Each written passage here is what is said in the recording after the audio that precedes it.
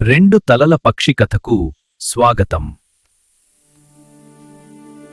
ఒక అందమైన అడవిలో ఒక విచిత్రమైన పక్షి జీవించేది. ఆ పక్షికి ఒకే శరీరం, కానీ రెండు తలలుండేవి.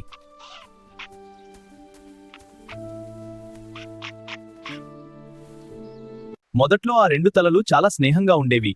ఇది చాలా ఆనందంగా ఉంది. అవును, మనమిలా కలిసి ఉండటం ఎంత బావుంది. ఇప్పుడు ఈ ఆహారాన్ని పంచుకుందాం. చాలా రుచిగా ఉంది, ధన్యవాదాలు. ఒకరోజు ఒక తల చాలా తీయని పండును కనుగొంది.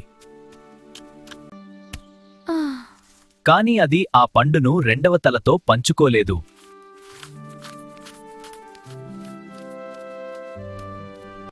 ఏరా, ఎప్పుడు నా మాట వినవు. నీ మాట వినకపోతే నా ఇష్టం. చివరికి మనం ఇక్కడ చిక్కుకున్నామీ. మళ్ళీ అదే సాకు.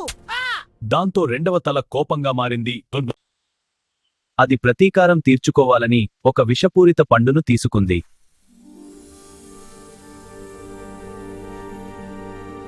కాని ఒకే శరీరం ఉండటంతో ఇద్దరూ బాధపడ్డారు.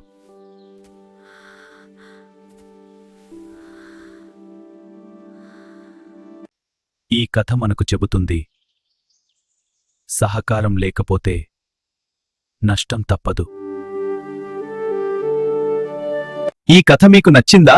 ఇంకా ఇలాంటి కథల కోసం మా ఛానల్కి సబ్స్క్రైబ్ చేయండి, లైక్ చేయండి, షేర్ చేయండి.